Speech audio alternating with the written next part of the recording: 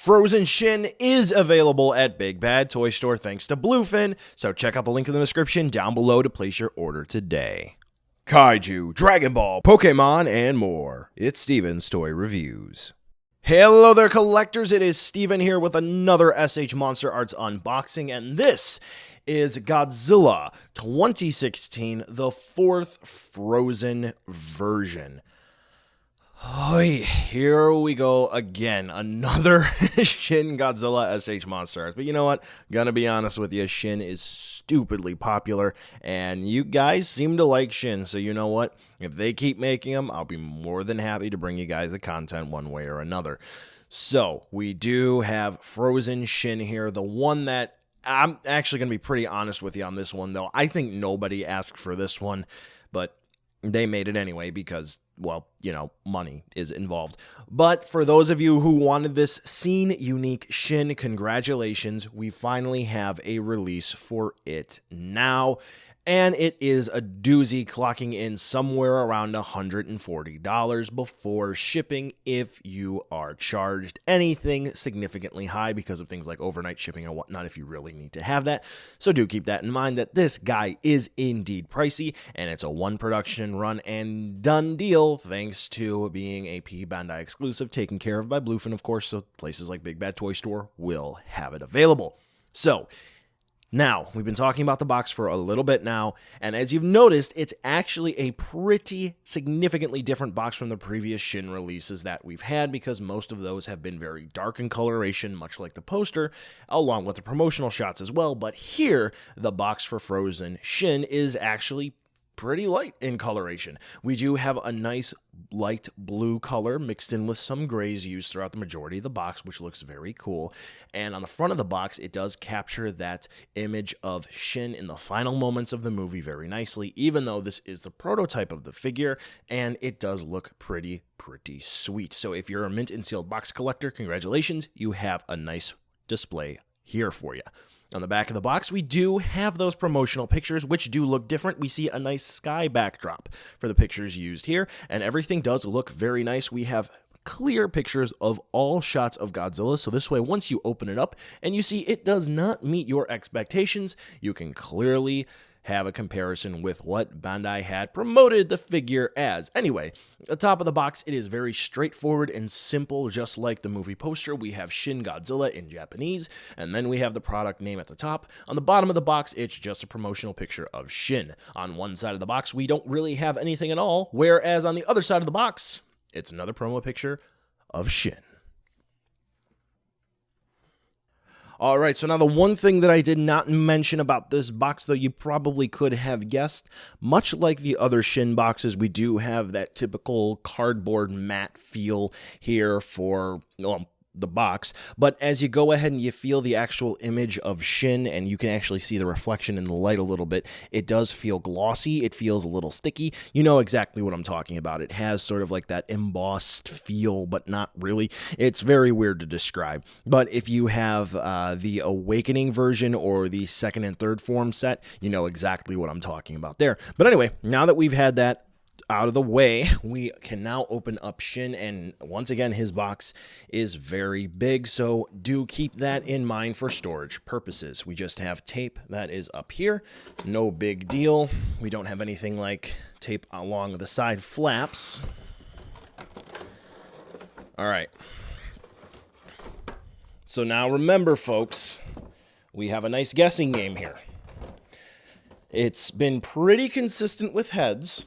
So what is going to fall out of the box here? What is not going to be attached?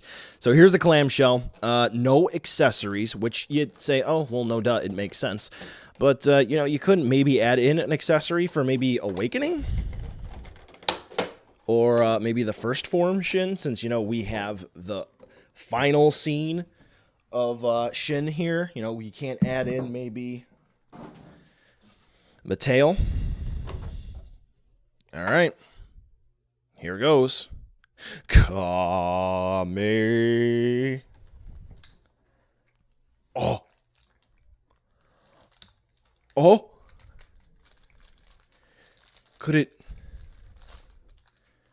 it be? Could it be? Okay. Well, let me move this out of the way here. That's just clamshell. Nobody cares about clamshell. We have this nice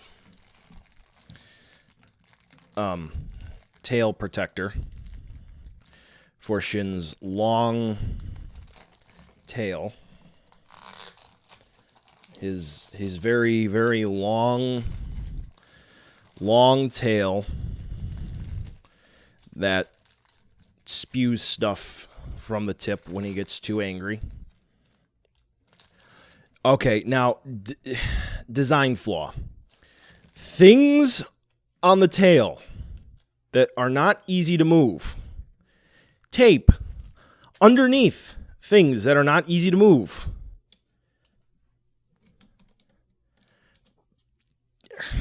Bandai, what the...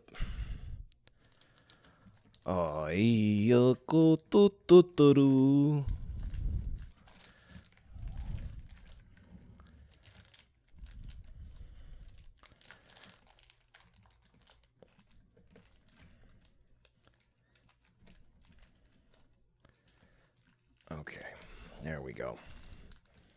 That's just how I'm going to have to do it. So we reveal the tail tip. All right. What am I doing? Okay, I'm going to have to do this and jump back. Okay, so I just had to cut it, but I couldn't do that while I'm messing around with the camera at the same time. So we're going to take a close look at the tail tip there.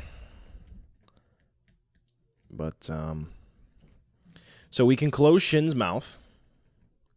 I mean, basically, it's the figure that we all know, and we all know.